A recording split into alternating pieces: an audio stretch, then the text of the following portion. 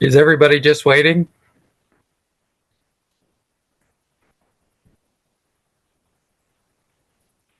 Yes, we're giving a few minutes for a few people who are still joining in, and we hope to begin shortly. So if everyone could keep their mics muted, that would be greatly appreciated. Thank you.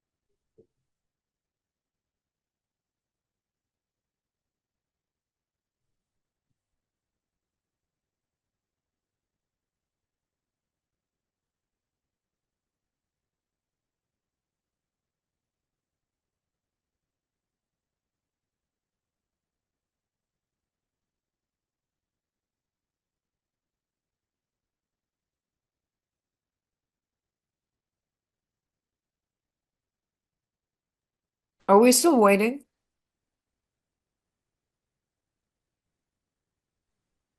Hello? We are going to begin right now. Let me verify that everyone has their mics muted.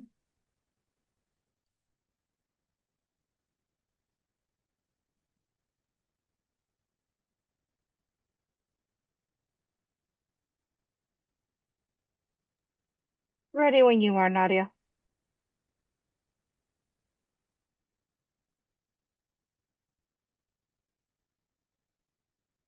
Perfect. Thank you for that, Brandy.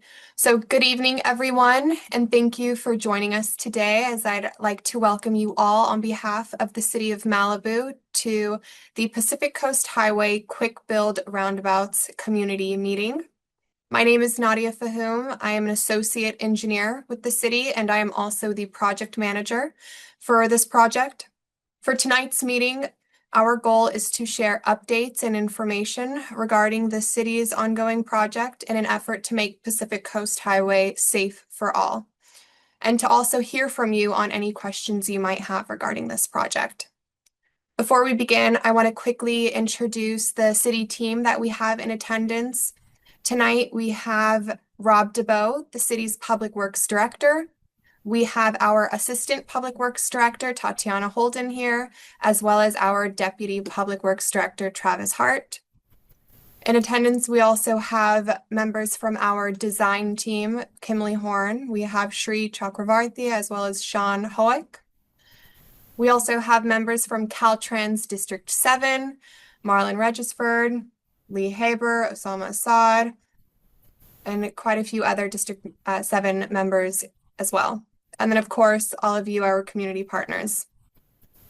With that, I would like to get started. I want to quickly pass over the mic to our Assistant Public Works Director, Tatiana Holden, for a few words to share. Tatiana? Thank you, Nadia.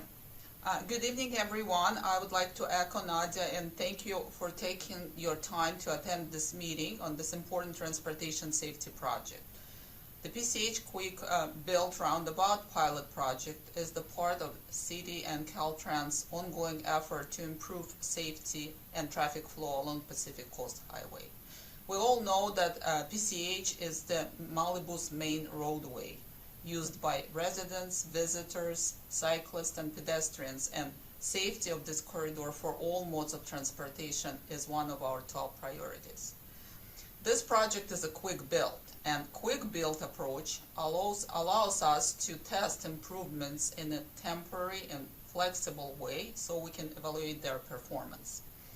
Tonight's meeting will provide you with the overview of the proposed quick build roundabouts, explain how they fit in our broader PCH safety improvement program, and most importantly, answer the questions you have. Your feedback will help us to to help us evaluate this pilot program and reflect the needs and the values of the Malibu community. You'll be hearing from Caltrans and the project manager, our associate engineer Nadia Fahum, and they will talk about the project goals, timeline, and design elements. We will then open meetings to questions and comments. Again, thank you for participation, and together we can make PCH safer and more efficient for residents and everyone who travels through our community. And with that, I'm passing it back to Nadia. Thank you, Tatiana. I'd now like to introduce Marlon Regisford from Caltrans to provide a few words as well as give a brief presentation to you all. Thank you, Nadia. And good afternoon or good evening, everyone. Once again, my name is Marlon Regisford. I am the Deputy District Director for Planning and Local Assistance at Caltrans District 7. So I'll give a brief presentation, as Nadia mentioned, regarding roundabouts from Caltrans purview. We can go to the next slide.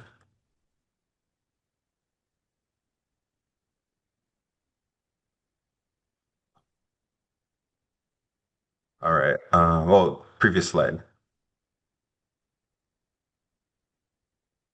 Yes. Okay. So, why does Caltrans use roundabouts, right? Roundabouts are a key part of Caltrans' statewide safety strategy. They've been proven to reduce the number and severity of collisions, particularly severe injuries and fatal crashes, by eliminating the traditional head-on and high-speed right-angle conflicts that occur at signalized intersections. On top of safety, roundabouts are also an important tool for advancing our complete streets principles. They accommodate for all users, such as drivers, pedestrians, bicyclists, and transit, by slowing down vehicle speeds and also improving overall visibility and predictability, especially for vehicles. Another major benefit for roundabouts is operational efficiency. So roundabouts, they help keep traffic flowing continuously without the need for stoplights, which does in effect reduce delay and also vehicle idling, which in turn lowers fuel consumption and also in turn lowering greenhouse gas emissions, which does support Caltrans and the state's climate and sustainability goals. And as part of our long-term safety program, Caltrans, we're continuing to identify opportunities to implement roundabouts at intersections where it makes sense for safety and mobility to be improved through the design approach. And this is also in line with our federal guidance from Federal Highways Administration. There is a safe systems approach that includes roundabouts as a proven safety countermeasure. Next slide.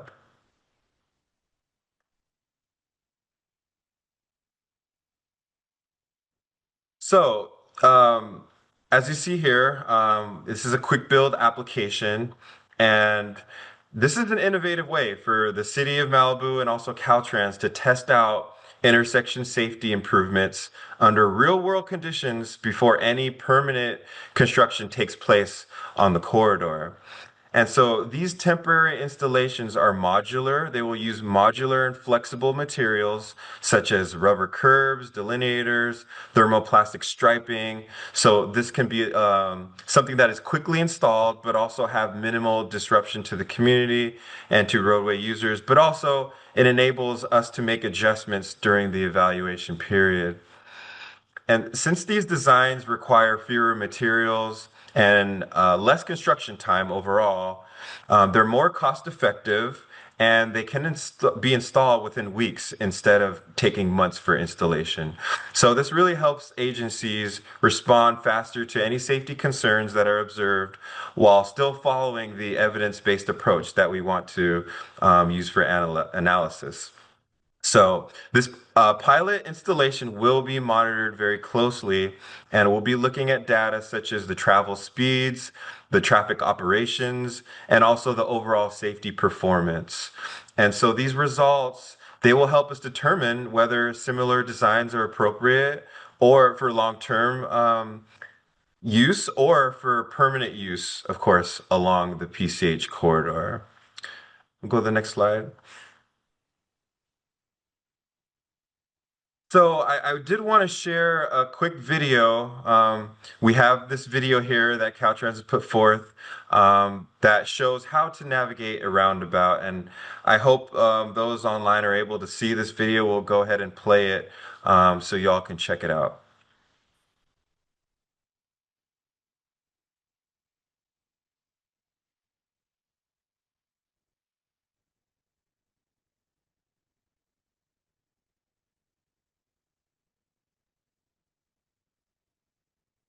So we want folks to slow down when approaching. That's right. We'll have the road markings for folks to pay attention where they're driving.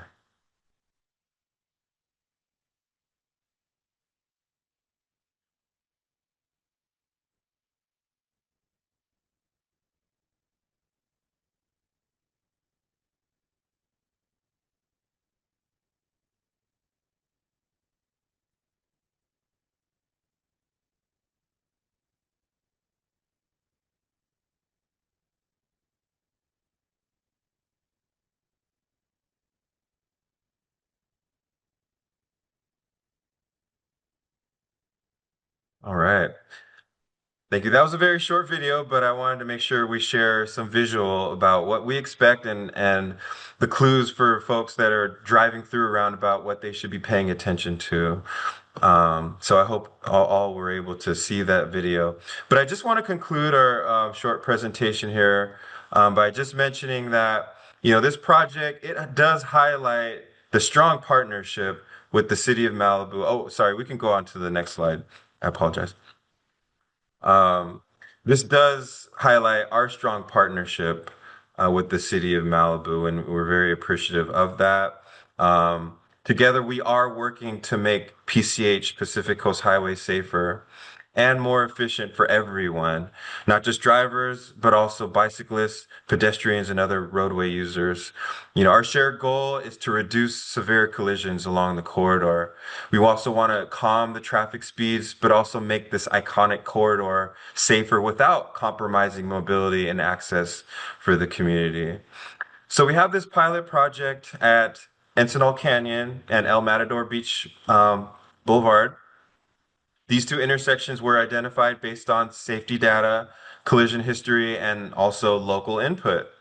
And we're implementing small scale, quick build roundabouts here to test how these designs can slow vehicles down, also improving driver awareness and create safer crossings for people accessing the beach.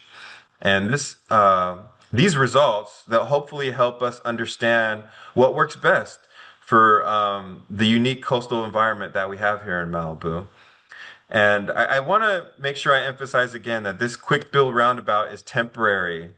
We are committed to keeping the public informed about ongoing safety efforts along PCH. And these are pilot projects that are designed to help the city and also Caltrans evaluate safety performance, traffic flow, and driver behavior under real world conditions. After a defined monitoring period, both agencies will review the results and determine whether these treatments should become permanent or if modification is necessary.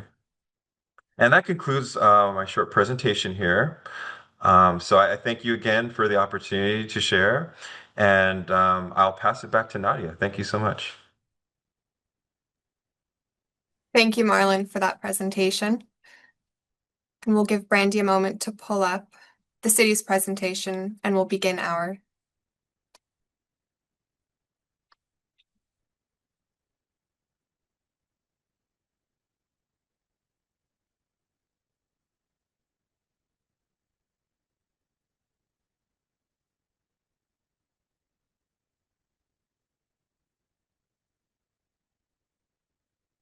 Thank you. So we heard from Marlon, who provided a great overview of roundabouts in general and at the state level. But as we're all here today, we're here to talk about the Pacific Coast Highway Quick Build Roundabouts pilot program. Next slide, please. This pilot project was identified in the 2015 Pacific Coast Highway Safety Study that was accepted by the Malibu City Council on June 22nd, 2015 for implementation. This comprehensive study was completed in collaboration between several agencies and organizations, being the City of Malibu, the California Department of Transportation, our LA County Supervisor's Office, Assembly Member's Office, Sheriff's Department, Fire Department, CHP. The study examined road conditions and determined accident patterns. As Marlon had mentioned, a lot of traffic data had been collected, in which the study developed strategies to improve safety on Pacific Coast Highway in Malibu. Now, although the project was recommended in 2015, this project did not begin development until a funding source became available. And with that, I'd like to say that the City of Malibu is extremely grateful to LA County Supervisor Lindsay Horvath and her office for providing funding to the City of Malibu in the amount of $2 million to be utilized on this pilot roundabout project, which is before you today, in an effort to improve safety on PCH. Next slide. Now, as we've mentioned, this is a pilot program. A pilot program is a temporary program to test methods and solutions for its potential to be used on a larger scale. The goal of the pilot program is to assess the feasibility of roundabouts and the acceptability of the roundabout solution on Pacific Coast Highway. The three-step framework for piloting includes that of a pre-pilot, in which we've identified our study solution being the roundabouts. We've identified the goals, which we'll discuss a little bit more, as well as identifying the metrics to measure this project off of. Then it takes us into the pilot in which we will gather feedback, data, as well as track the progress of this project. And then following by a post-pilot phase in which we will analyze our findings, perform a pilot determination, as well as our conclusions to it, which I will also be discussing a little more later on. Next slide, please. We sort of already heard a little bit from Marlon, but I'd like to reiterate why the roundabout solution versus any other. Roundabouts are one of the best examples as a solution in which it can protect all users of the roadway, being drivers, pedestrians, cyclists, even emergency responders. Roundabouts, I want to provide a few statistics for you. They reduce 35% of all types of collisions. It reduces injury collisions by 75%. It reduces pedestrian-related collisions by 40% and reduces fatal collisions by 90%. With roundabouts, we have enhanced safety, operations, as well as an environmentally friendly solution. How does it make it much safer? Roundabouts are an effective speed management tool. The ability to do so means fewer and less severe collisions, making it much safer for drivers. The use of roundabouts improves visibility for not only the cyclists that may be on the roadway, but the pedestrians as well. With fewer collisions, we have less emergency responses within the area, as well as fewer delays and or types of collisions in which the entire highway would be shut down. With enhanced operations, it serves as a solution that is much more efficient than a standard intersection. With standard intersections, you have 32 different type of conflict points. A roundabout reduces that to 8 type of conflict points. Roundabouts serve as an environmentally friendly solution, as there is far less disturbance to land in comparison to the construction of any other type of solution. And because vehicles are rarely coming to a full stop, it reduces fuel consumption as well as vehicle emissions. Next slide, please, Brandy. For our project limits, the entire project limit from start to finish is approximately 1.2 miles in length. The pilot proposes the construction of 2 quick-build roundabouts at the intersection of PCH and El Matador, as well as the intersection of PCH and Encinal Canyon Road, which are designated by the 2 red dots that you see on the exhibit in front of you. Why El Matador was selected is it is a popular high-density tourist spot and public access point in which there is no crossing facility available. You have Encinal that also serves as a major connecting road to other highways within the region. And then it also has La Piedra State Access Point, in which there are also no crossing facilities available in this segment of Pacific Coast Highway. I would also like to add that in this segment of Pacific Coast Highway, you have the highest frequency of vehicles traveling over a rate of 100 miles per hour in a zone where the posted speed is 55 miles per hour. Next slide, please. For our project goals, really what we're looking to accomplish is and emphasize is the safe system approach. We've designed a solution to test, as we mentioned that this is a pilot program, that will reduce vehicle speeds, reduce the likelihood of collisions within the region. We want to manage the speeds to a safe limit that is in alignment with the surrounding land use, the public access points, the residences that you have nearby. We want to improve the visibility of all our other modes of users, the visibility of the cyclists that are within the area, the pedestrians, all of our tourists, and we also want to maintain the emergency response and access that we have. Next slide, please, Brandy. Quickly, I want to touch on the existing corridor configuration. For our project limits, we'll start with PCH and El Matador. For our existing corridor configuration, we have 4 travel lanes, 2 in each direction. We have the 2-way left turn center median. The posted speed limit in this segment is 55 miles per hour. And in this segment, you have a no parking zone on both sides of the highway. Next slide, please, Brandy. For existing conditions, I wanted to demonstrate some of the constraints that you see in this region. As I mentioned before, this segment is a no parking zone on both sides of the highway. Yet, as we can see in our figures before us, individuals still park. El Matador, as I mentioned, is a very popular public access point in which the parking lot cannot accommodate the volume of individuals and vehicles that visit. So what happens when that parking lot gets full? You have individuals and tourists who park along the highway in these no parking zones. From the first photo, you can see the stacking of parking. In this case, the stacking of vehicles obstructs the line of sight for anyone who wants to exit El Matador and get back onto Pacific Coast Highway.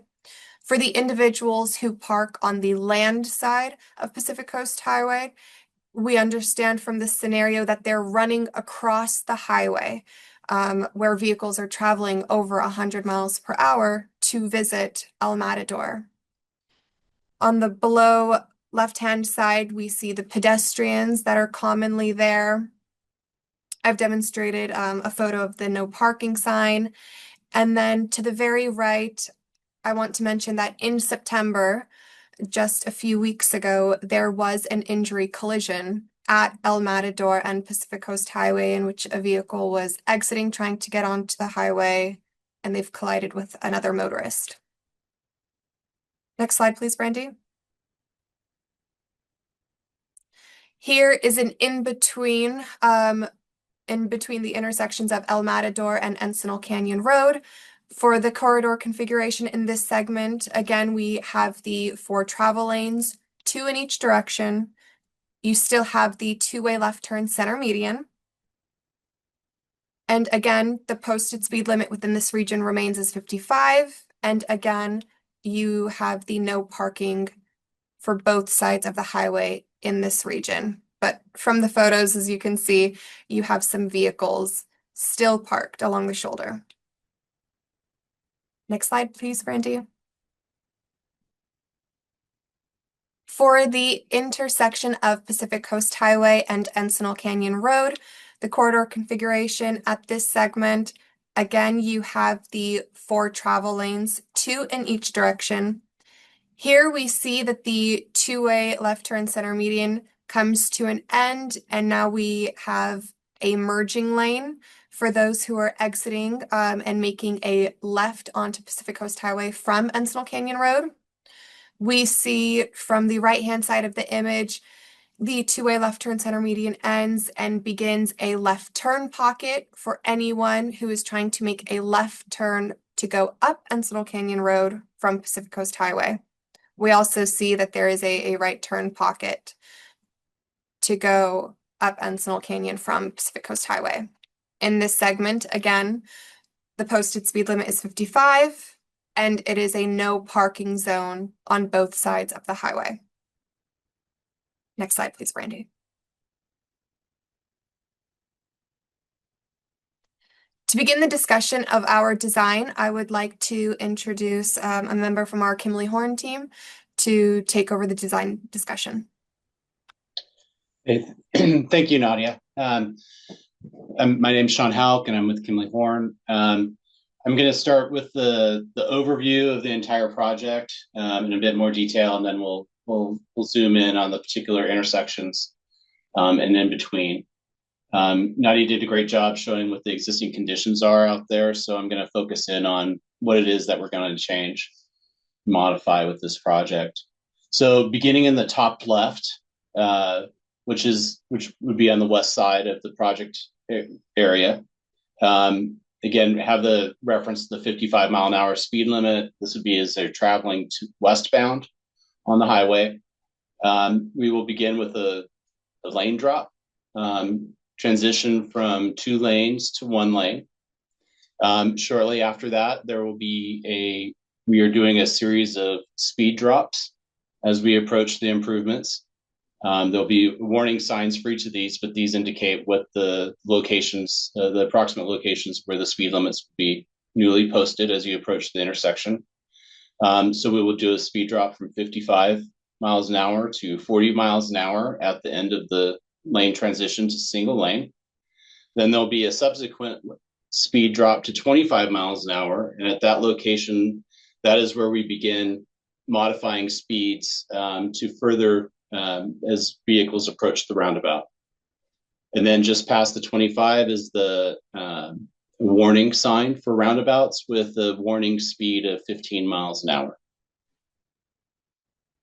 As we continue moving west after El Matador Road, the segment in between Encinal Canyon and El Matador will be posted at 35 miles an hour.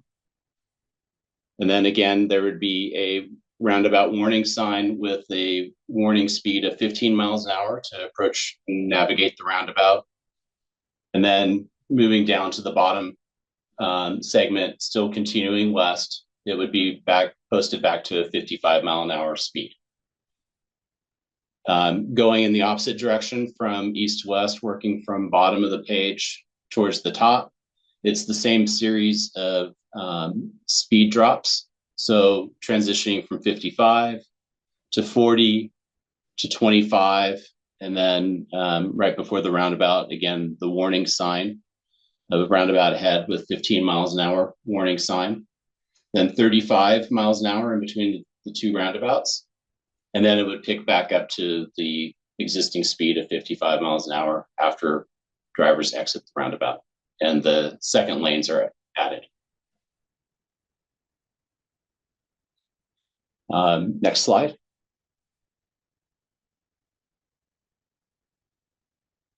This is the El Matador Beach Road or intersection. One of the constraints as we identify and we do this roundabout and we look at the size and the position of the roundabouts is that we are required to stay within the existing disturbed area, paved area. So all improvements shown are within the existing roadway section. We are not making any improvements for areas outside of the existing pavement. The hatched areas are where we are providing enhanced facilities to redirect traffic. And we're going to accomplish that through both raised conditions as well as striping and enhanced raised pavement markers or reflectors on the pavement and on the curbs. Lighting will be provided at select locations to meet standards for intersections. And then you notice that there is a single pedestrian crossing on the west side of the roundabout. We are providing parking to the west of this intersection on both sides of the highway. And then on the beach side of the highway, just to the east. No parking will be provided on the westbound side east of El Matador. We are providing at the pedestrian crossing, we are what we call rapid flashing beacons. So these will be pedestrian actuated and they will be solar powered. And when a pedestrian comes to the crossing, the pedestrian will press the button and a series of bright flashes will illuminate across the bar between the two signs as shown there. And that draws attention to drivers that a pedestrian is present and intends to cross. Then once the pedestrian makes eye contact or the driver slows and stops in lane, then it is safe for the pedestrian to cross. And the crossing will take place in two segments. So pedestrians will cross one lane at a time. There is sufficient room in between, in the middle of the road, to provide a refuge and verify that drivers do see the pedestrians and they are able to continue crossing. Next slide. This is a typical section and overview of the PCH between El Matador and Encino Canyon. We are continuing one lane in each direction. We are not adding a lane or dropping a lane between the two roundabouts. But what we are doing is we're using that space and we're converting that outside lane to bicycle facilities. And on the bottom of the page, you can see what the cross-section of the roadway will look like. So beginning in the center, the center turn lane remains as it is today, as well as the inside lane, one lane in each direction. The outside lanes will be converted to what we call buffered bike lanes in each direction, and then parking will be provided, 8-foot wide parking will be provided. So this will provide a place for cars to park, open their doors, provide separation for bicycles and traveling vehicles, as well as opening doors, and then also for pedestrians to make their way to the roundabouts to safely cross the highway and access the beach. Next slide.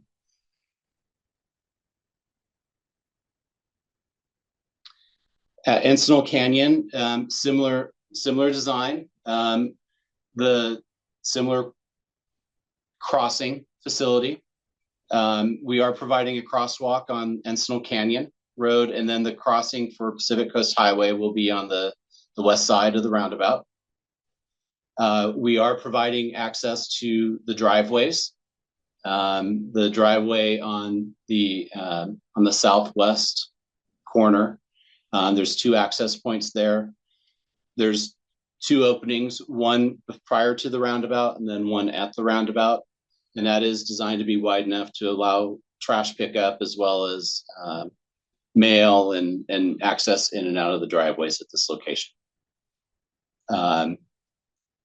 And again, we're providing the rectangular rapid flashing beacons, crossing one lane at a time, providing a refuge in between lanes.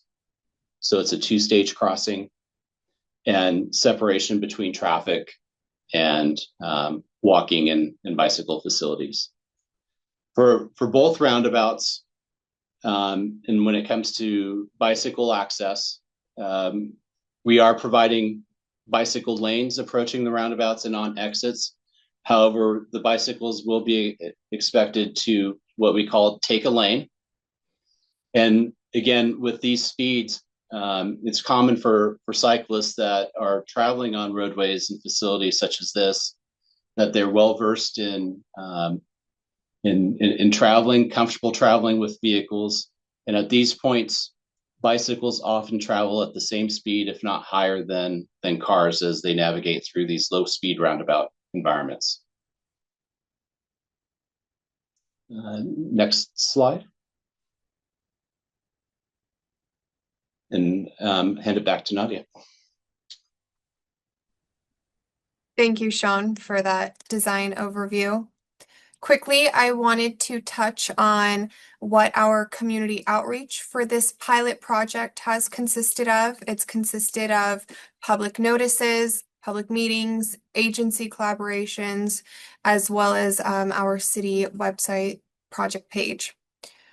Thus far, for the outreach and the public notices specifically, we have mailed approximately 150 notification letters to properties within the region of this project. As of today, only 6 of those letters had been returned as non-deliverable. In addition to those letters, our city media team has aggressively advertised this project and put out news alerts, messaging. It's been within our city manager's updates. For public meetings on September 24th, this project was presented to the City of Malibu Public Works Commission. And today, October 22nd, it is our first community meeting. We have collaborated with California State Parks, the Los Angeles County Sheriff's Department, and Fire Department, specifically Fire Station 99, located near Encinal Canyon Road. And located on the city's website is our project page. If you visit www.malibucity.org/roundabouts, on our project page, you'll find a public comment form where you can submit your feedback. And as of today, we had received 17 public responses. To still be done in our community outreach, we will still have a series of letters going out through the course of this project to continue updating those within the project region. We anticipate holding another in-person community meeting regarding this project in November. That date is still to be determined. And once it is determined, that will also be advertised. We anticipate also going to Planning Commission in December of 2025. Next slide, please. For our next steps, we will be going through the permitting project with the Caltrans District 7 team, as well as our own City of Malibu Coastal Development permitting approval. Once we've received our approvals, we will be going into construction, which we anticipate to begin January or February of 2026. We anticipate a construction period of approximately 90 days, with construction being completed around March or April of 2026. Now, again, this is a quick build pilot project. So the materials that we're going to be using, just as easy as it is to construct, it would be just as easy to remove at the end of this project. After construction, we'll begin the pilot duration. The pilot duration is anticipated to be between 12 to 15 months. And within this 12 to 15 months, we will be conducting a series of safety and operational assessments. And I'd also like to note that prior to construction, we will be performing a pre-safety and operational assessments. And then post-construction, we will have the series of safety and operational assessments in which we will be measuring the success of this program and its ability to achieve the goals that we had set out for. With it, we'll be collecting and tracking the data. We will be collaborating with the sheriffs and fire department. We will be collaborating with CHP, our partners at Caltrans. And then also in the safety and operational assessments, we'll be looking to hear from the public as well. After the 12 to 15 months, the pilot roundabouts will be removed, and a pilot determination in which we analyze the findings of the assessment will be conducted, in which we determine if we've been able to effectively achieve the goals through this solution. We would evaluate then a permanent solution. Next slide, please. With that, we're going to begin opening up the forum for questions. Now, prior to starting questions, I'd like to just go over a few housekeeping rules. We'd like to ask that for anyone who has questions, you please raise your hand. Brandy, our incredible senior management analyst, will be going through and unmuting each individual who has their hand raised with a question. We would like to limit each individual for the efficiency of time. We are limited on the amount of time that we have to 2 minutes. And we ask that if you have a question, or if there has been a question already answered, you please refrain from repeating the same questions. We do want to get to everyone today. We want to hear from everyone.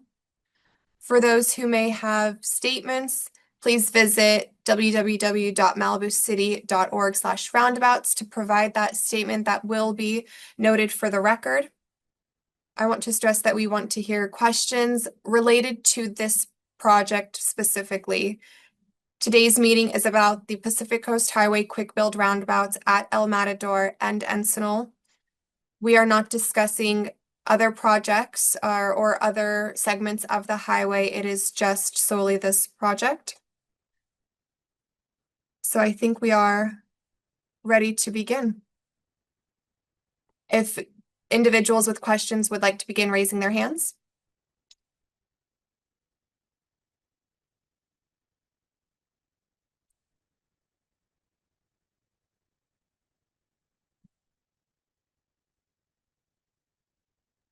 Give me just a few minutes as I get situated here.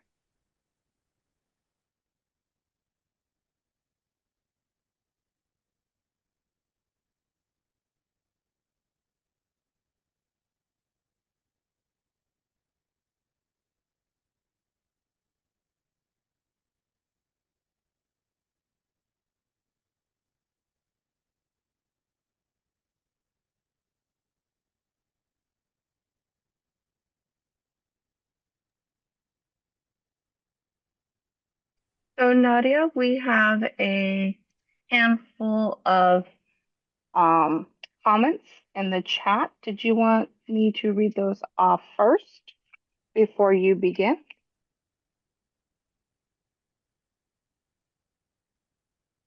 Sure. Okay, we have Bill here who wrote, "You misoriented every map by 180 degrees, meaning if I wanted to orient my computer to the ground a half a mile from your project, I have to turn it upside down. We don't read maps that way. How many streetlights are there at Encinal Canyon PCH today? How many at Encinal? The reason that El Matador is a hazard is that the state of California created a park with no input from Malibu, and in fact tried to harm it. Thanks Kirk Wallace. Now the state comes in and wants to make it worse, so we cannot evacuate, and our dark skies ordinance will be violated. Is the first set of comments we received from Bill. Thank you, Bill, for the comments. There was a question regarding the streetlights at Encinal, as well as the number of streetlights at El Matador. Travis, you could go ahead and chime in for this one, our Deputy Public Works Director, but I believe there are none at each of the locations. Travis, would that be correct? So there is 0 at El Matador. There is 1 at Encinal. Thank you, Travis. Brandy, could you proceed to the next question? So our next set of questions come from Kevin Keegan.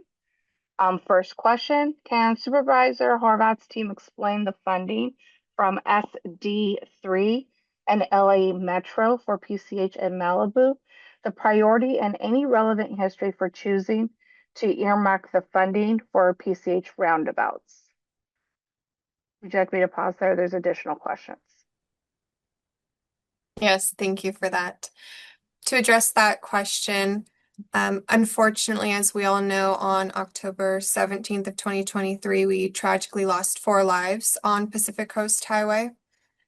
After the death of the 4 Pepperdine girls, the supervisor's office reached out and in collaboration with City and Caltrans wanted to provide funding to the city in order to implement a fast solution that could address safety on Pacific Coast Highway. That solution was the roundabout solution. If we look at projects already initiated on the highway, we see that the east end of Pacific Coast Highway had several projects already initiated and in development, one being the signal synchronization project, which addressed congestion from John Tyler to Topanga Canyon. The west end of Pacific Coast Highway, however, had not had a project in development and had a very severe problem with unsafe speeds. A fast solution to that, to test and implement rapidly, was the roundabout solution and in its quick build nature. Moving on to the next question from Kevin Keegan. Can Caltrans provide an overview of the related emergency evacuation plan with the loss of lanes in both directions, how emergency vehicles can get through, and expectations for residents?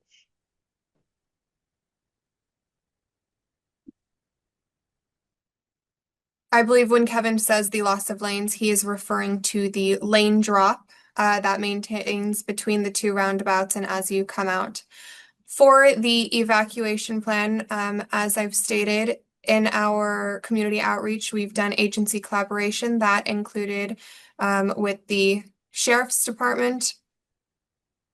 It is all being worked out in that evacuations can be managed when there is a plan in place, and that involves all the agencies coming together to discuss that plan. So the emergency vehicles will be able to, well, I'm seeing it. Sorry, you're discussing evacuation plans as well as emergency response. So I'll touch on the first. With the evacuation plans, yes, it can be managed. And then to address the second part being the emergency vehicles getting through. Again, these quick build roundabouts are designed in a manner in which emergency response vehicles can mount them if needed. And again, in our collaboration, we've discussed with Fire Station 99. They have not expressed concern regarding their response. In fact, they are in support of this project. So that is that. Brandy, next question, please. Can Caltrans or the City of Malibu speak to the concerns that new parking along Pacific Coast Highway will lead to an increase in homelessness? For example, is there evidence to support this concern, or is this pilot project formalizing what visitors are already doing parking along PCH in those areas?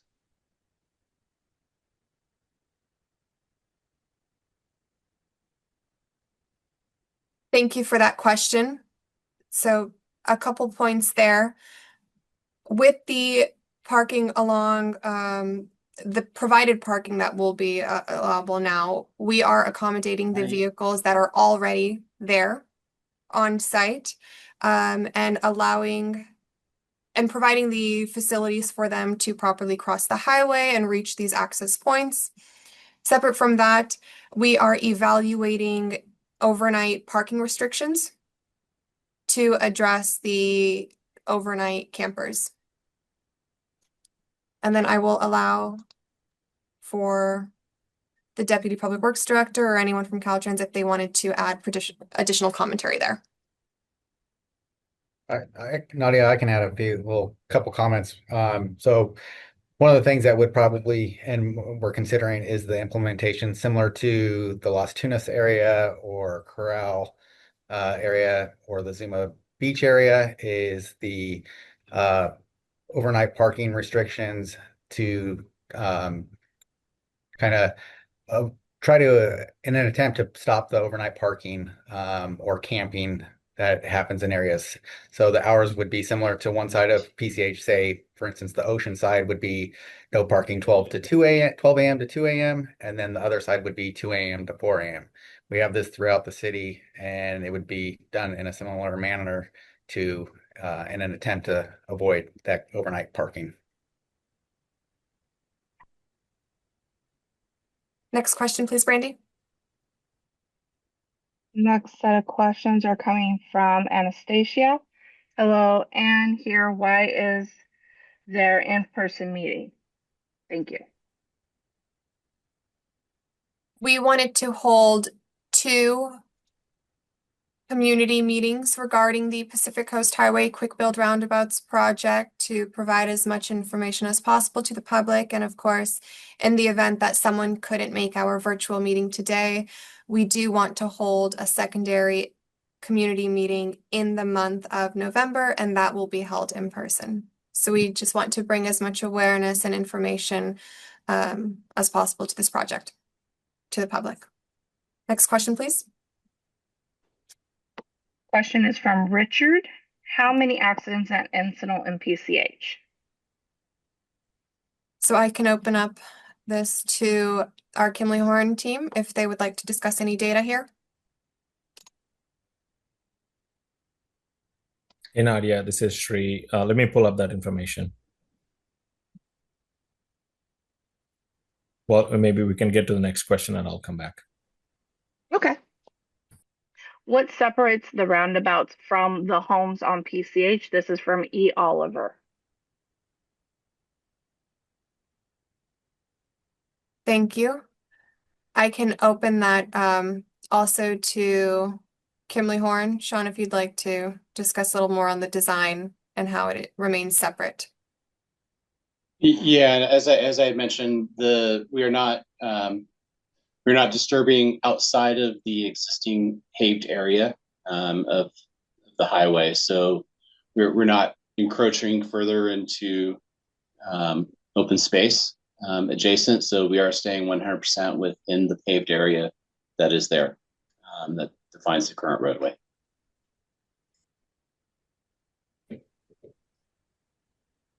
Thank you. Next question, please, Brandy. Can I add to that? That's my question, and I don't understand the answer. Is there going to be some kind of barricade between the roundabout and the homes? Or is it just going to be flat and just painted? It would be flat. There would not be a barricade because the intent here is that as vehicles navigate the roundabout, they would remain within the bounds of the existing roadway. Okay, and what are the things that look like bricks in the schematic? What is that supposed to be? Is that just grass, or is that something you're adding? So, And is that raised or Mark, is that flat? that will be raised. Sean, if you would like to touch on that there. Yeah, that's just a symbolic hatching, but that hatching indicates areas that are raised. So there's going to be raised areas on the outside of the lanes also, between the Yes. lanes and the homes. Yes. And what will they look like? It's right now as it's proposed, it's AC dike and then backfilled with AC, with I don't know asphalt what that concrete, means. What's with it, pavement, with it's pavement. so it's concrete that's going to be between the lanes and the houses Yes, and the not gra concrete, but it's paved. It's blacktop, the same pavement that's out there today, and so but it's just going to be elevated. it's going to be elevated. Oh, that's and what about the houses? What about the driveways to the houses? There are Is it going to gaps. be elevated between? There are gaps to provide access to the existing driveways.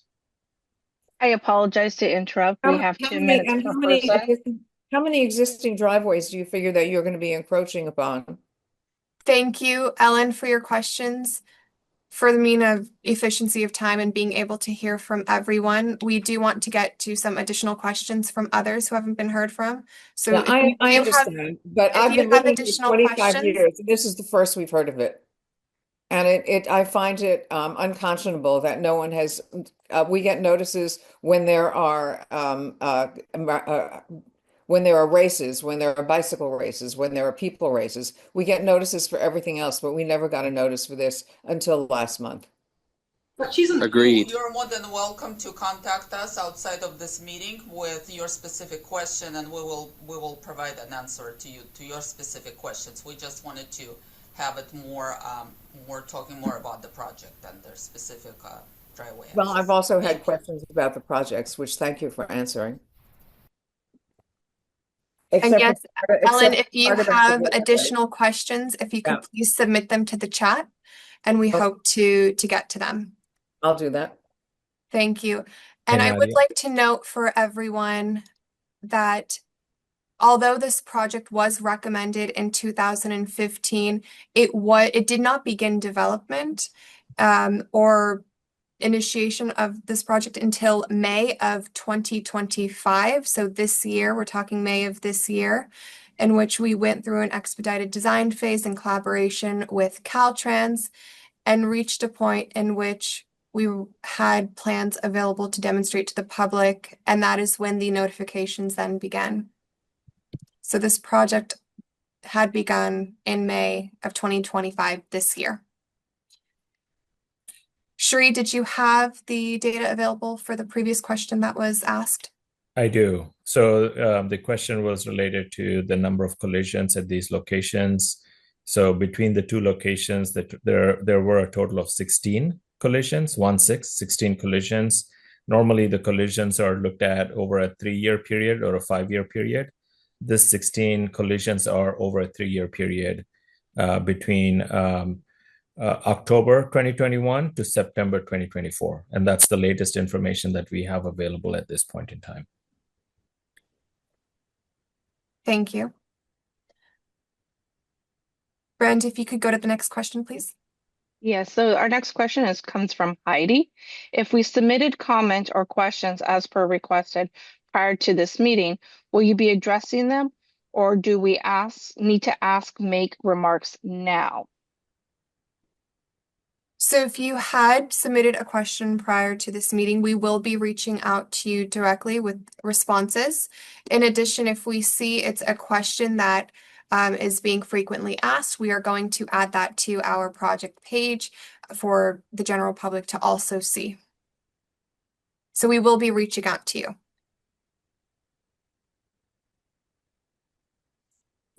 Next statement is from Rosemary Sampson.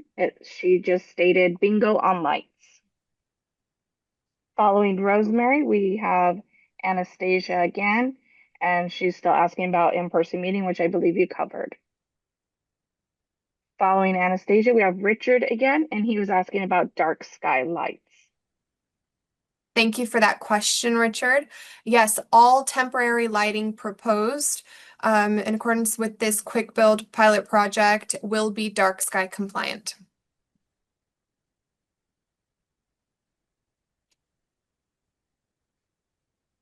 Following question or statement is coming from E. Oliver again.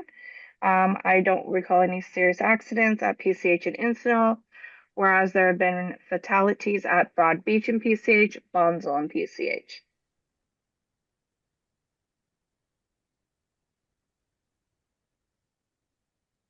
I'd like to ask Shri, for the collisions data, do we have severity of the collisions? We have we do not have the severity of the collisions. We have what the accident information report normally says are crashes, and how that compares to the statewide average. So there were, like I said, there were 16 collisions total between these two locations that within a 3-year period, that's quite high. Thank you. Now, Brandy, could you begin unmuting those who have their hand raised? I see some people have waited quite patiently, so we're going to step away Sure. from chat very quickly and go to those who have been waiting with their hands raised. No problem. In fact, the next question was Ryan, and Ryan's hand's raised. So Ryan, if you could unmute yourself.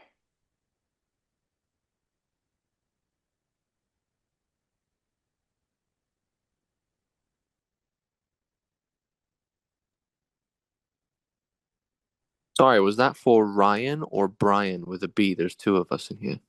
Ryan with an R, please. Oh, I thought so.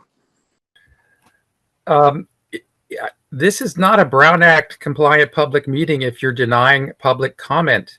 You're saying submit a question and comment via city website. So I'll take notice and object to that. I think you should change the format. 2 minutes is inadequate. This is a double subject project that you've linked together. Roundabouts, you mentioned were conflict points reduction, but those metrics were for urban roundabouts.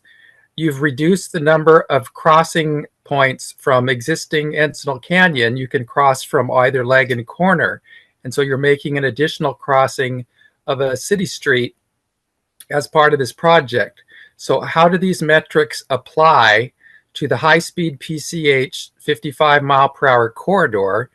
And you also referenced Eastern Malibu for where there were 4 deaths as an impetus for this segment project, which I don't see any relationship to that at all. So could you please explain the connection between those two? And I have many other comments. I think that this meeting should continue till everyone has had a chance to say their piece. I have a whole 3 pages of notes here, and I have prepared for this meeting. And how much city money is being spent on this proposal and project on Pacific Coast Highway, which is a state highway. Thank you. Thank you, Ryan, for the comments and questions there. So again, funding for this project, as I had stated earlier in the project, it is fully funded through Los Angeles Metro Measure M funds. Those $2 million were graciously provided from LA County Supervisor Lindsay Horvath's office. How it is connected to the death of the 4 girls is in the overarching goal of PCH safety. As we understand, the death of those 4 girls was a result of unsafe speeding on Pacific Coast Highway, in which a driver traveling at 104 lost control of his vehicle and struck those girls. The purpose of this pilot project was to implement a solution fast on Pacific Coast Highway in which we could address the unsafe conditions. And the west end of Pacific Coast Highway is experiencing such. We have pedestrians, cyclists, tourists, residences within this region of Pacific Coast Highway in which you have excessive speeds. And so the roundabouts, and not only providing accessibility to the highway to all of our modes of users on the highway, it's also to improve the safety in this region to achieve the overarching goal of safety on Pacific Coast Highway. Brandy, if you could go to the next individual with their hand raised. Yes. So we have Brian with a B. Brian, would you please unmute yourself? Hello. I have some questions. I wrote them in the chat before I realized we'd also be talking to people with voice. So either you can read them out or I can read them to you, or how do you want to do it? If you would like to ask your questions, that'll be fine. I'll make a note Okay. not to read them out loud. Okay. My first one is how will this improve the safety by inviting more cyclists and pedestrians and motorists to use one lane instead of two? Do you want to answer first, or should I just ask all the questions in one go? Sure. So how does the roundabout solution improve safety for all users? Yeah, at the That's the same question. time, having cyclists, pedestrians, and motorists all in the same place. Sure. And that's an excellent question. So roundabouts are an effective speed management tool. So with the roundabout solution, we can reduce vehicle speeds. In reducing vehicle speeds, it makes it much safer for the pedestrians that are walking along the shoulder of the highway. It also provides availability to install a crossing facility for these pedestrians because we have reduced the vehicle speeds to a point in which it makes it safe for pedestrians to completely cross the highway. The roundabouts and the reduction in the speeds will improve the visibility for the cyclists. It makes it much safer for them to be along motorists on Pacific Coast Highway. And then with that, the reduced vehicle speeds reduces the number of collisions that can occur, and which just improves safety for everyone. Did you want to ask your next question, Brian? Yes, please. I just wanted to comment that I've lived with roundabouts all my life. I am very, very familiar with them. But there isn't a roundabout I've ever come across in a road like PCH. PCH is a very special situation. It's a highway, and to put a roundabout in the middle of it, I don't see the logic behind it. But I'll ask the next question. How will it improve the homelessness situation, as it will invite more of them to be living on the sides of PCH? We already have a localized problem in East Malibu. What I don't want is for it to spread and become worse, or migrate here even.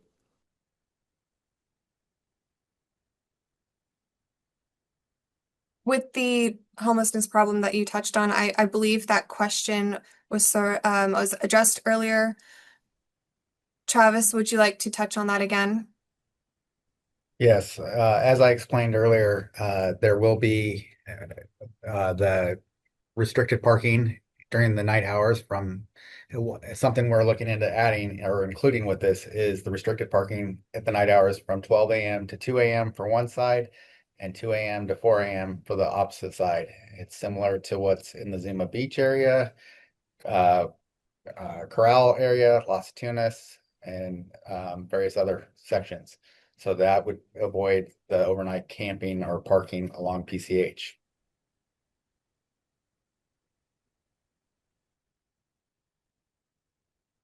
Thank you, Brian. Brandy, do we have any other individuals with their hands raised that have been patiently waiting? Rosemary, you had your hand up, but I don't see it now. Rosemary, did you still need to speak?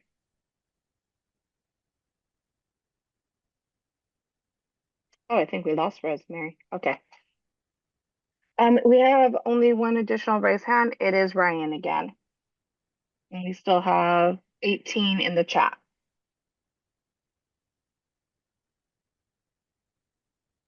Ryan?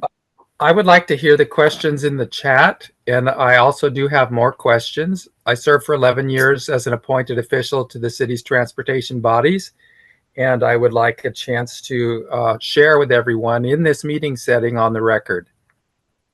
I don't think we're running out of time. We're only an hour and 13 minutes into this 2 hour plus meeting. So I think we should continue. And I don't want to use my time to answer questions that are already typed into the chat. Thank you for the comments, Ryan. Brandy, we can proceed back with the chat. Okay. So we have Ryan's comment that we left off on. It says, do either of these trial projects use public tax funds assigned to or from the city of Malibu from the state highway demonstration project? for this state highway demonstration project? I believe that goes back to Ryan's earlier question about the funding source for this project, in which we had addressed. Excellent. My question is if it was allocated to the city and the city is giving it up to the state highway project in lieu of using it somewhere within the city on our own projects off the highway. Can you please answer it? Yes, that money was provided to the city to be used on Pacific Coast Highway. Has it used up any allocation that the city would otherwise be eligible for applying as a project off the highway? Are we using up our allocations? No.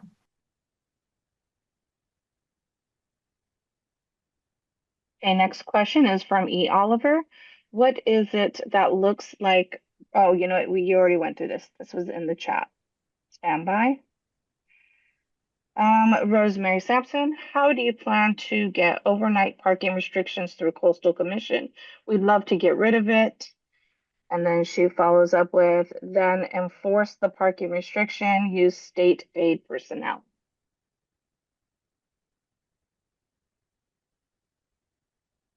Thank you for those comments, Rosemary. I do believe Travis has already touched on that, so we can continue, Brandy.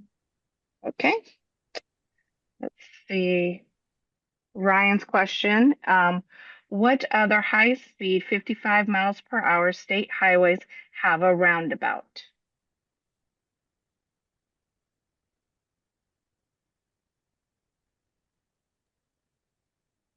I'd like to open this up to Caltrans or anyone from Kimley Horn to discuss.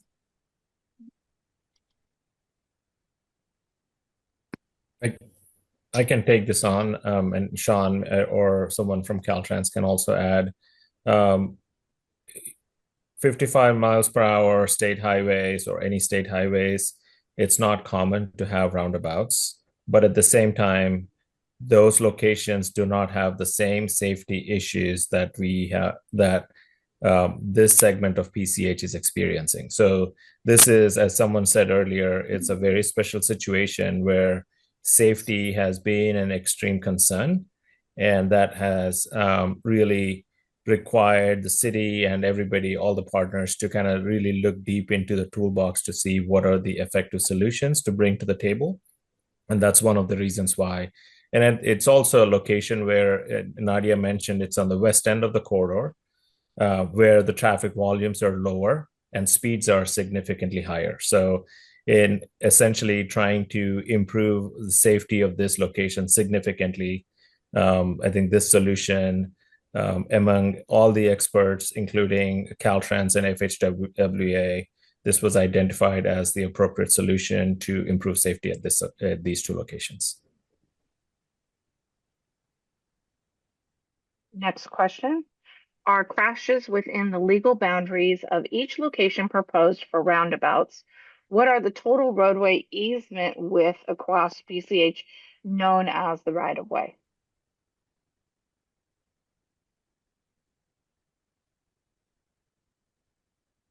Or Shri, if you would like Okay. to continue. Yes, I can. And maybe Sean, you can chime in on the right of way width. But yes, you answer the question.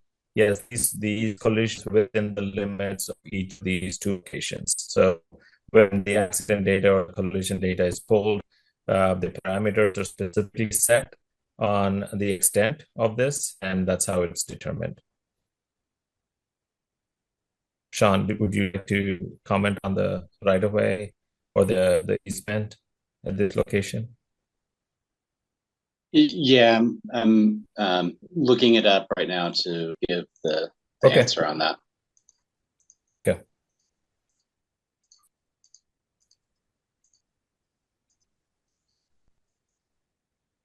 The right of way is approximately 100 feet in width, and the existing pavement to pavement section is approximately 80 feet in width from edge of pavement to edge of pavement. Thank you. Brandy, could you read the next question in the chat, please? Yes. The next question was provided by Steve. Please provide how many homes' driveways are affected.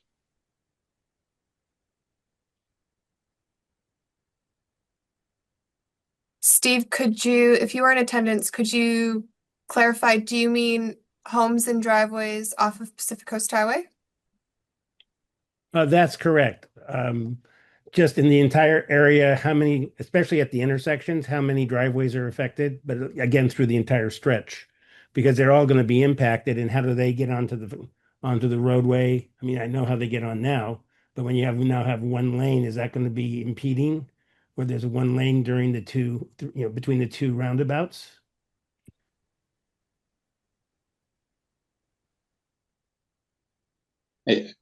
I don't know the exact number of all that. We haven't added up all the driveways in between. In a general sense, there will be traffic in one way in each direction. However, the two-way left turn lane will remain for lefts in and lefts out. There's also additional space there to provide access to pull out of the travel way as you are decelerating. A raised area. Excuse me. On one end, but are they going to be, is there going to be a raised area on both sides? I mean, are people going to spill right into my driveway? Sean, if you would like to touch on that, or if you are requesting some Anyone else? clarification. Yeah, I mean, I don't understand the schematic and how that affects driveways. Yeah, it's kind of hard to explain verbally like this. I'm not sure which driveway, is there a particular driveway you're referring to, or It looks we like go back? it looks like the one in the picture. Not sure which picture. Okay, if you look at the Encinal Canyon Road schematic, then you have the roundabout, and then if you go to the left, if you're holding it Very quickly, Brandy, do you think you could share screen to the Encinal Canyon design exhibit? Yes, give me just a moment. Thank you. Ellen, if you could just give us a moment to pull up that schematic. okay.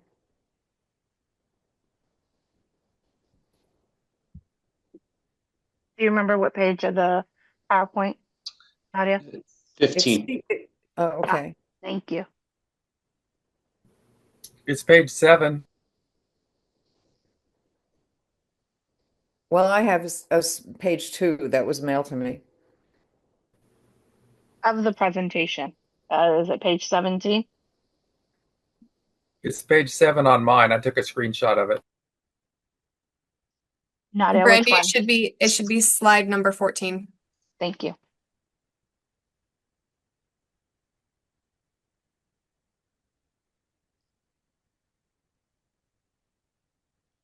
One moment. Let me get it down to that. And I know that there are plenty of other questions in the chat. So Ellen, after this, if you do have any more questions, we would be happy to set up a meeting with you to go Okay, over your the only other concerns. question that wasn't clarified that I had, when Sri talked about 16 accidents, is he talking about both intersections or just Encinal and PCH? Because it seems to me the majority of accidents were at Matador, not at Encinal. Absolutely. Shri, if you could clarify that in the meantime as Brandy brings up the schematic. Yeah, so it was within the entire project limit, so between both locations and between the segments. So I know I believe you may be asking for specific information on Encinal. We can look for that information and get that to you. That would be great because it seems to me that most of the accidents were people running across the road from Matador when they had too much to drink on the beach or whatever other reason they were crossing the road when they shouldn't have. They don't do that here at Encinal. Yeah, we can look for that There's breakdown. not many parking on the other side of the road. Okay. And of course, after Sean addresses this other question of yours, Ellen, if you have other concerns relating to maybe your property specifically, we would be happy to meet with you to go over That would be wonderful. I would appreciate that. Absolutely. And thank you for all your all answering all the other questions. Absolutely. Sean, if you wanted to, or Ellen, if you could repeat your question for Sean as the Yeah, schematic here's up in this front is of the him. schematic that I have, the one that's on screen now.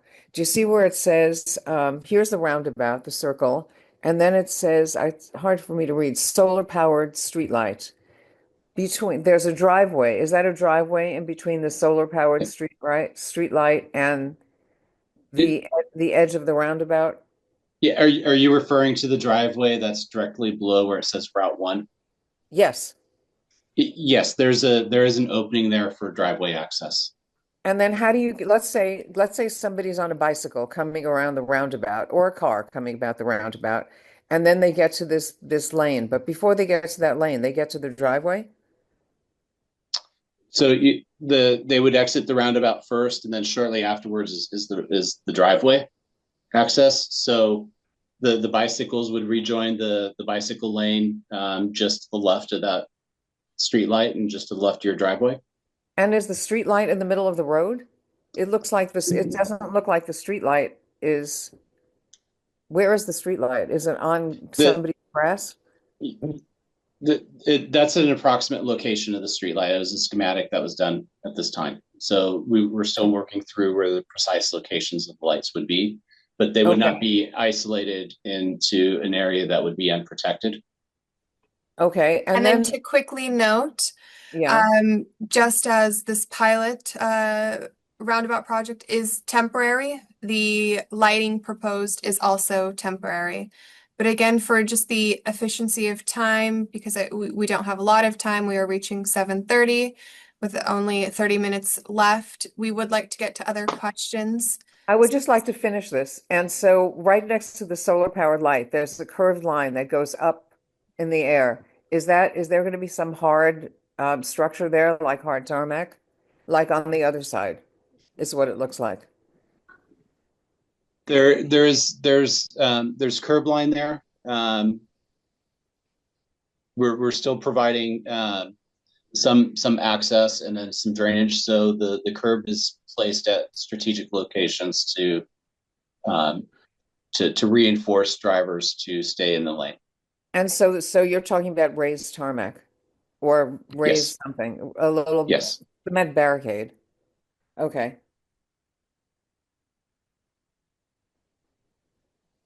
Brandy, if we could go back to maybe some questions in the chat. Yes. Let me scroll through it really quick to see who hasn't had a moment to And then speak. very quickly, again, we would just like to reiterate that if we unfortunately are not able to get to everyone's questions today, please reach out to us via the comment form on the city's project webpage. We will be reaching out to everyone with responses to your questions. And again, if we are seeing frequently asked questions, we will be posting them on our project webpage for public viewing.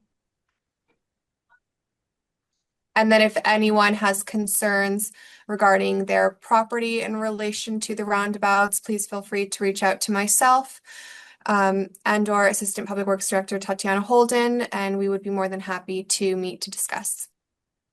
So our next question, Nadia, comes from Chris Frost. There has been a majority of residents who have asked the city to slow the roll on the west end. This is a great chance to see what we can do. It's a test. Give it a chance. That is from Chris Frost. Thank you for those comments, Chris. Hello? And then the next comment we have is from Hans Letz. Public comment. Public comment. Seems to be a couple hot mics right now. Let me go back. Let me see if I can fix that. Let me see. Okay, let me try that again. So this next comment is from Hans Letz. Is there any other way that Caltrans can legally slow traffic down to 25 miles per hour in this area other than a traffic circle? And that's from Hans Letz from KBOO News. And then I'm going to go back to the top of where I left off on comments. There. So the answer to Hans's question is no.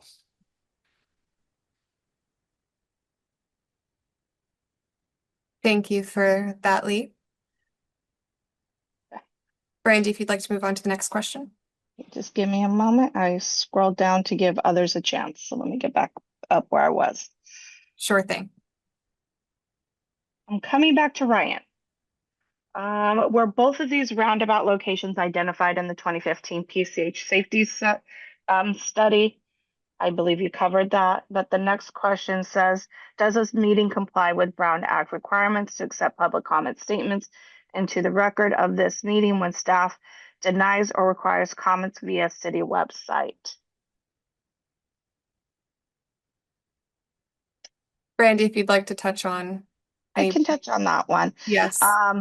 We have, in order to reach out to the public and receive as much comments as we possibly can, the statement here in today's meeting about the public comment section on the city's website is just a tool that the city's utilizing to receive as much feedback from the public as it can. It is not part of the Brown Act requirements of this meeting. It's just there to allow not only our residents, but the commuters, the visitors, the tourists that come to this community to provide comment. And it actually feeds into the general public works email account, where the admin team takes all those comments and compiles it for the engineer, not only Nadia, but as well Tatiana and the design engineers who are working on the project, so that they are in constant communication with the public of all the feedback we are receiving. In addition to that feature on the city's website, you can email Nadia directly at any time that you would like to provide Nadia any of those comments. And then you can also set a meeting with Nadia. She's already expressed that in this meeting. If you need some details on these plans that are coming to full design. And as well as Tatiana Holden, who's here on this meeting, she is the Assistant Public Works Director. So I think, Ryan, I answered your question, but if I didn't, by all means, please let me know. Moving on, Brian, you had a few questions in here. I'm not sure if we covered them all. I'll read them off. And if you're satisfied with them, just let us know. Brian, how will this improve safety by inviting more cyclists, pedestrians, and motorists to use one lane instead of two? How will this improve the homeless problem, as this will invite them to come more? How will this improve traffic jams going from 2 lanes to a single lane? How will this help evacuations and fire incidents, as was evident in the Pacific Palisades, where there was no single lanes? And then lastly, how can this help pedestrian safety, as motorists and cyclists will be in the same lane on a major highway? And if we covered it all, Brian, I will move on. So a few of those questions we have covered. There is one that I don't think Brian had the chance to ask verbally, but it is the number 3 question of how will this improve traffic jams going from 2 lanes to a single lane? Something that Shri had mentioned earlier is the volume of vehicles in the west end segment of Pacific Coast Highway is quite small. And due to that, it is not at a volume at which the highway would be considered congestion. So as far as traffic delays, we're not concerned with creating the delays, performing that lane drop of 2 lanes down to a single lane. And Shri, if you wanted to touch more on that, you may. I think you covered it well. I just want to add, we also did a very thorough analysis based on traffic volumes that are available at both these locations, and confirmed that bringing the highway down to 1 lane and a 1-lane roundabout and the 1-lane cross section between the roundabouts sufficiently provides for the travel capacity. Thank you, Shri. Brandy, if we can move on to the next question. please and thank you. No problem. We have another question here from Ryan. It says, Sean Hawk, you stated all 4 bicycle facility lanes terminate at the perimeter of each roundabout. So creating discontinuous bicycle facilities is not a safety improvement. If continuous bicycle lanes as alternative do not force bicyclists into the travel space. Hope I captured that right, Ryan.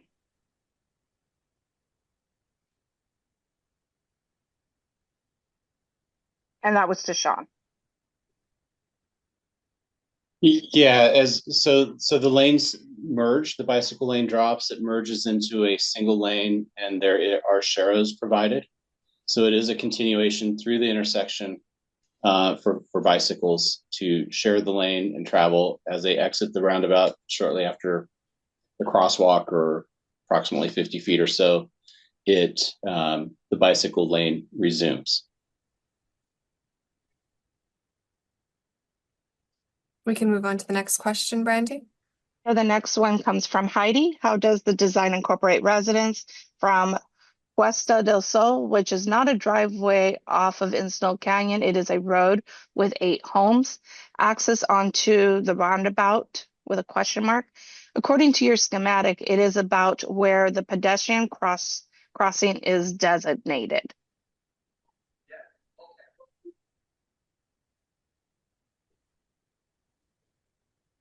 Shuri and Sean, if you would like to touch on that. Yeah, so if I'm understanding it correctly, there is access space between the existing edge of pavement where the driveways are, and there's about a 20-foot wide area, I believe, where there is access prior to the roundabout and at the roundabout. There would be consideration of there is a mix area there, but it would only be used for access to the driveways. I think there's trash access is provided, as well as I believe mail access.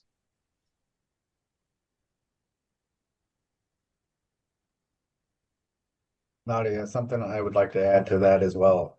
Where they're describing is actually on Encino Canyon Road, just up from PCH. If I'm understanding the question correctly. And on the diagram, it does show a raised median there with a little crosswalk section there. Again, this is conceptual drawing, but access coming out of Puesta del Sol will not be impacted, and we'll still be able to have access to either head north on Encino or to go around the median to be able to go towards PCH. Yeah. Thank you for that clarification, Travis. Yeah, and my apologies on it. There may be a second driveway there that's closer to where that indicated. That's the pull-out area for the maintenance of that station that's there. So the existing residential driveway won't be blocked by the island.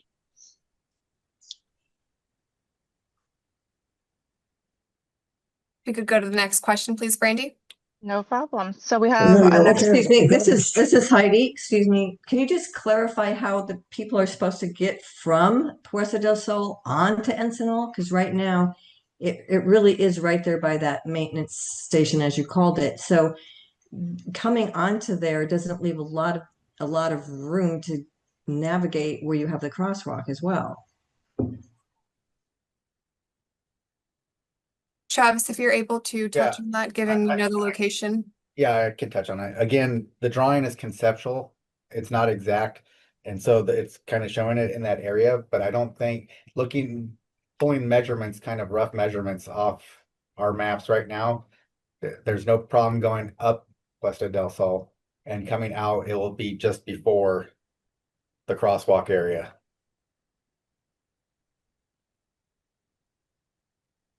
Thank you. Thank you, Heidi. Brandy, go to the next question. Yes. So we have a question from Bill. Why was Encino chosen instead of a far more dangerous intersection like Broad Beach, the West End at PCH?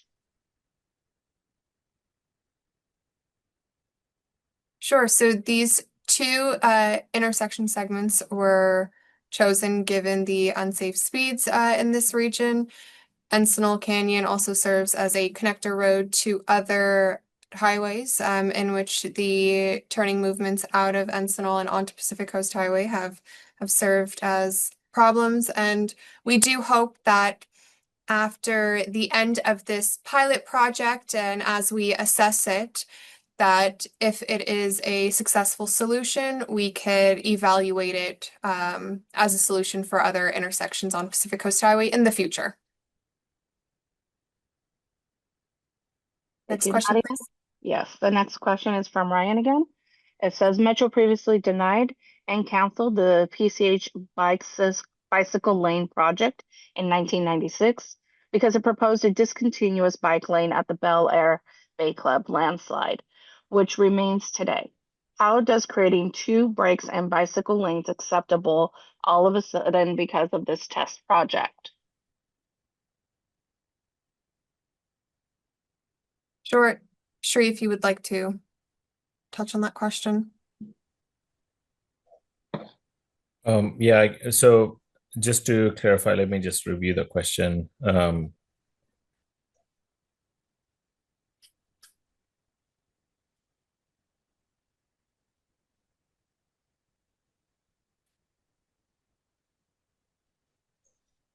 I can handle, or I can add to this a bit.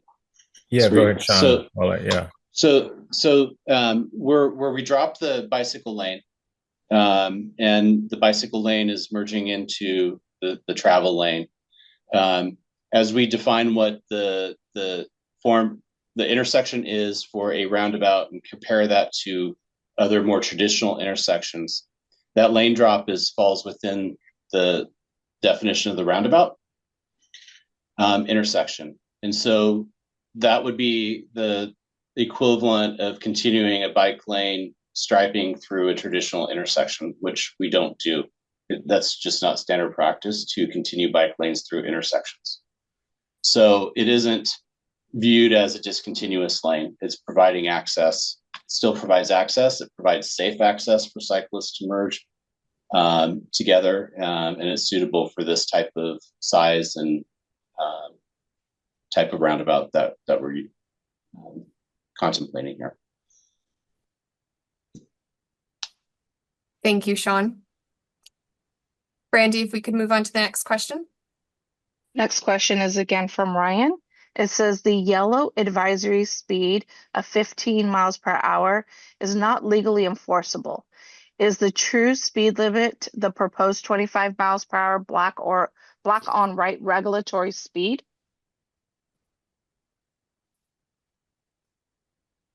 Yeah. You want me to answer that, Nadia? Yes, go ahead, Shri. Okay. And Sean, feel free to add. That is correct. The 25 miles per hour is the regulatory and the 15 is warning. So the 15 miles per hour is not enforceable.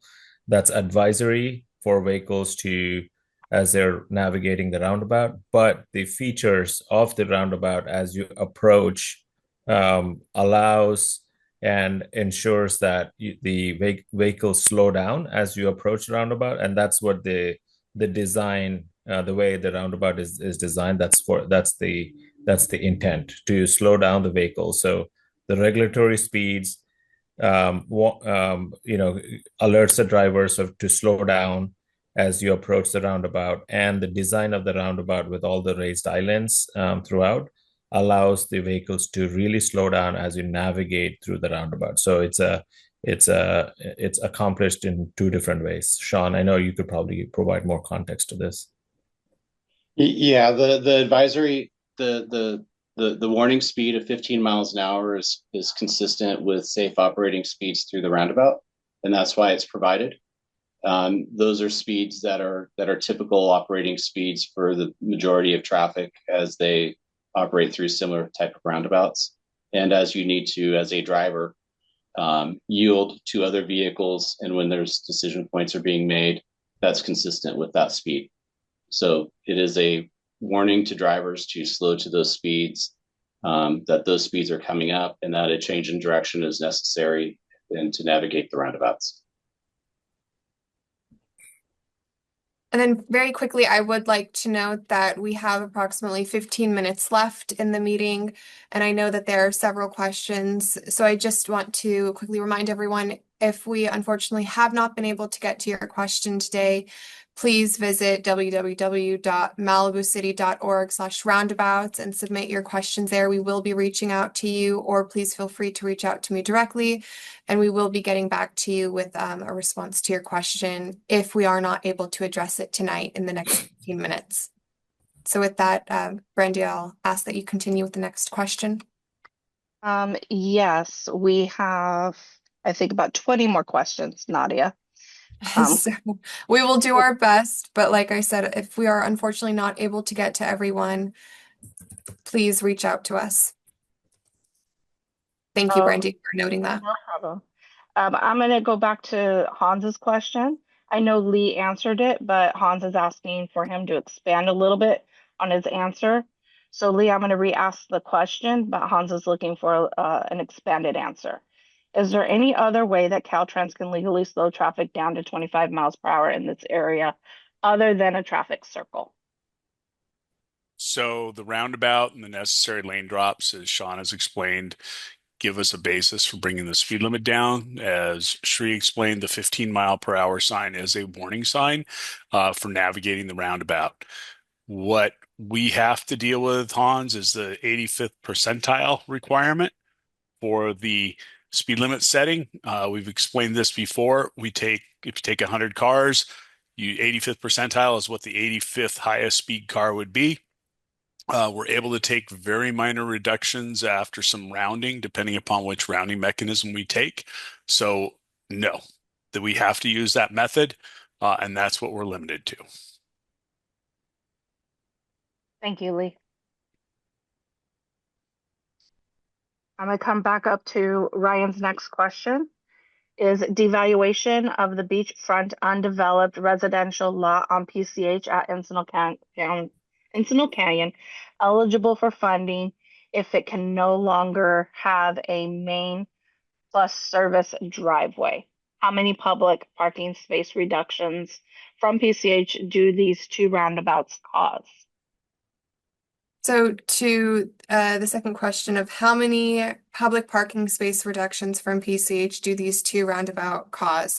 So I would like to remind everyone that in this project segment, from El Matador to past Encino Canyon, it is a no parking zone on both sides of the highway. So legally, you cannot park on either sides of Pacific Coast Highway. This project would temporarily provide parking. So there is no reduction. We are improving the parking in this area. And then for the first question of is devaluation of the beachfront undeveloped residential lot on PCH at Encino eligible for funding? I'm unsure what the question is referencing, Ryan, as this pilot program is developing a roundabout within the bounds of the existing pavement surface. We are not going outside of those bounds. If you would like to clarify the question. Is the right of way 100 feet? Did I hear the answer correctly from Sean, I think earlier, that there's 100-foot right of way, but there's currently only 80 feet of pavement and you're staying within that and you're not reclaiming the extra 10 feet from either side of the highway for this public use as a roundabout? And would that be considered in the future if there was a permanent roundabout to be considered after this one's removed? Or these ones both are removed? And I had a follow-up question about stop signs. Is if currently there are none proposed here for entry prior to going into the roundabout, would stop signs ever be considered or eligible on any of the legs of a roundabout? And I note that El Matador Beach has no publicly intersecting street. I don't know how you could compare it or consider it as a roundabout. It's just an impediment in the middle of the highway. But the stop sign thing is critical, because if you're going to put up stop signs, we don't need a roundabout. Just put up stop signs and we'll be done with it. We'll save all the money. Thank you.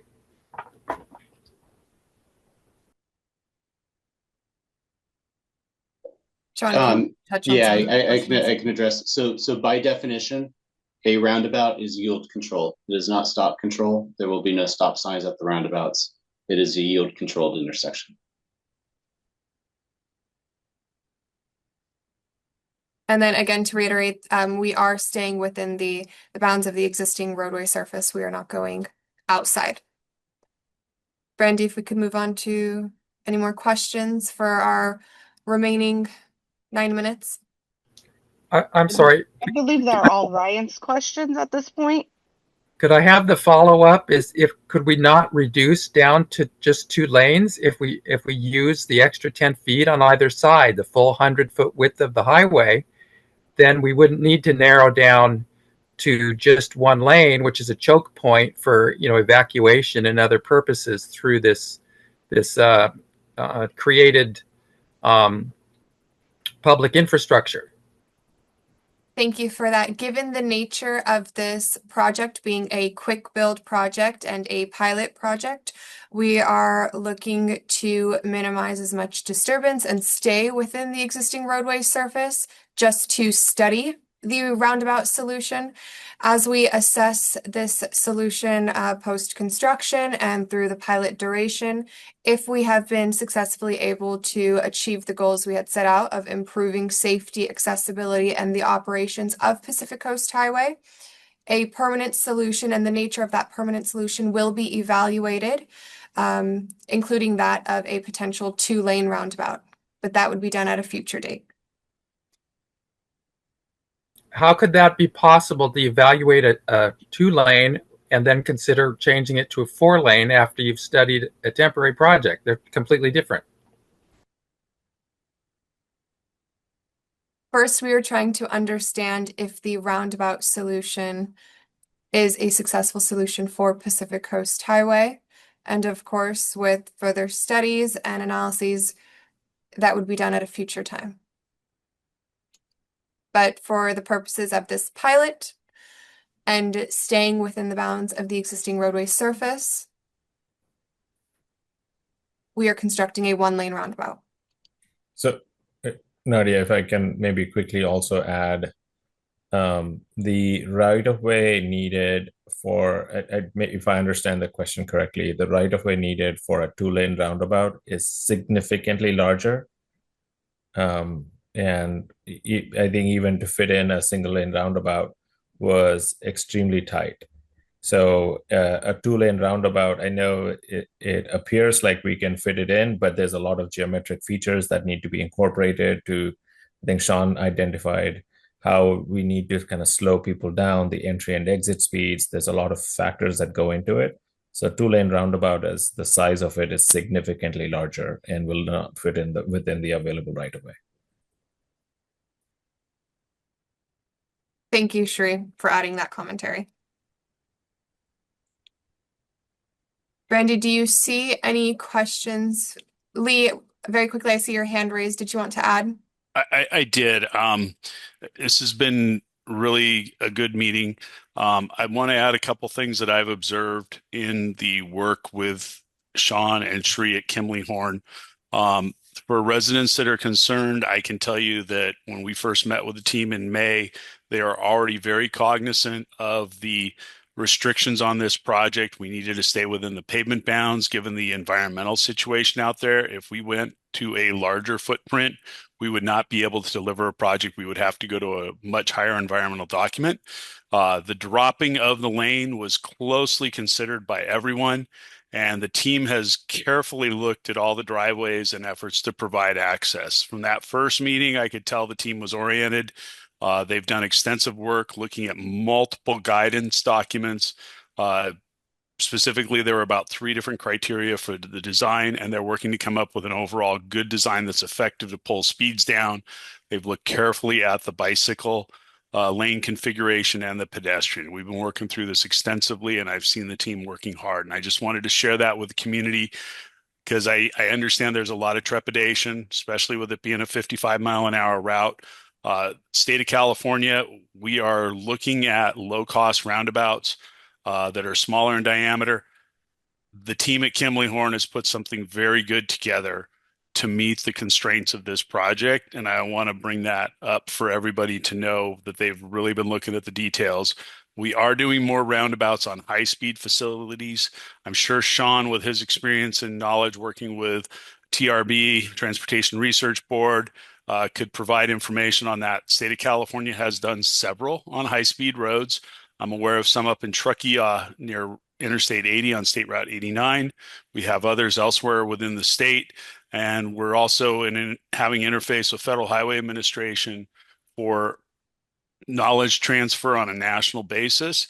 We're aware that state of Washington and some other states are pursuing roundabouts on higher speed facilities.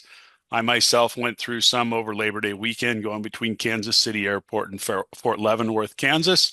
2-lane high-speed road, another 2-lane road coming into it at an angle. It was a single-lane roundabout. People figured out how to navigate it, and they were slowing down. And I've been through multiple roundabouts on higher speed facilities in Ireland on a recent vacation. So these are a measure that is out there and is being used more and more. So I just wanted to lay these features out for the community to have awareness and consideration of. Thank you. Thank you, Lee, for those comments. And I do think with that, that is the perfect way to end today's meeting. I want to thank you all for attending. We do hope that this was quite informational for you all. And again, we do want to hear your feedback throughout the course of this project. And we do hope to continue our meetings and informationals and our outreach. We will be planning an in-person community meeting for the Pacific Coast Highway Quick Build Roundabouts project in the month of November. Again, that date is to be determined. It will be advertised and released publicly. Again, additional notification letters will be going out. And I want to inform everyone that we do anticipate going to Planning Commission in December. With that, if we have not been able to get to your questions tonight, please feel free to reach out to us via the comment form or email me directly. And then again, if you would like to join us in November, we would be happy to see you all there. I want to thank the Caltrans team for being here tonight. I want to thank the city team. And then, of course, I want to thank all the members of the public who joined us today. So with that, this Thank you, meeting Nadia, for a adjourned. great meeting. Thank you. Thank you. Thank you all. I just wanted to Thank you, Tatiana. I just wanted to tell everybody, this is Brandy here. I put the M Public Works email address in the chat. If anybody wanted to jot that down for any additional correspondence that they want to submit regarding this project. We did mention the city's website, the project page where you can submit comments. But if you wanted to, I know, Ryan, you had quite a few comments that I couldn't get to.